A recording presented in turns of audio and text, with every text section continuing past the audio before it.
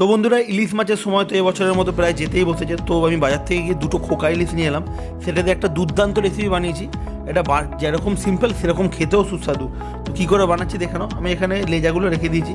তো মাছগুলোকে প্রথমে নুন হলুদ একটু ভালো করে মাখিয়ে নিলাম। তারপরে এর মধ্যে যে ভেজিটেবলগুলো ইউজ করবো দেখানো, এখানে লম্বা লম্বা করে কিছু কুমড়ো কেটে নিয়েছি, আর লম্বা লম্বা করে আলু, লম্বা লম্বা করে বেগুন, সমস্ত কিছু কেটে নেওয়ার পরে কড়াইতে একটু তেল দিয়ে তেলটা গরম করে একটু কালো জিরে শুধু ফোড়ন দেবে, আর এক্সট্রা কিচ্ছু দেওয়া দরকার নেই। কালো জিরে ফোড়ন দিয়ে আলু কুমড়োগুলোকে প্রথমে একটু হলুদ দিয়ে প্রথমে ভালো করে ভেজে নিতে হবে। যখন দেখবে আলু কুমড়োটা একটু ভালো করে ভাজা হয়ে গেছে, ঠিক সেই মুহূর্তে বেগুনগুলোকে দিয়ে তোমাদেরকে আবার একটু বেগুনটাকেও দিয়ে একটু ভেজে নিতে হবে। বেশি ভাজার দরকার নেই, হালকা করে একটু ভেজে নেবে।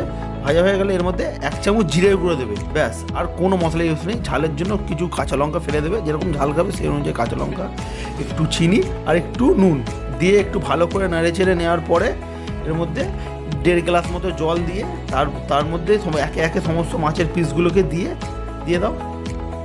সমস্ত মাছের পিসগুলো দেওয়া হয়ে গেলে ঢাকা দিয়ে কম করে 20 মিনিট মতো এটাকে রেখে দাও। 20 মিনিট পরে দেখবে একদম টকবক করে এরকম ফুটে গেছে।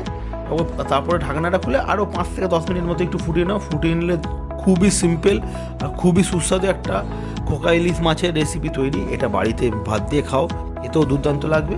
আর ভিডিওটা ভালো লাগলে অতি অবশ্যই আমার চ্যানেলটাকে লাইক শেয়ার সাবস্ক্রাইব করে যাবে। দেখা হচ্ছে নেক্সট ভিডিও।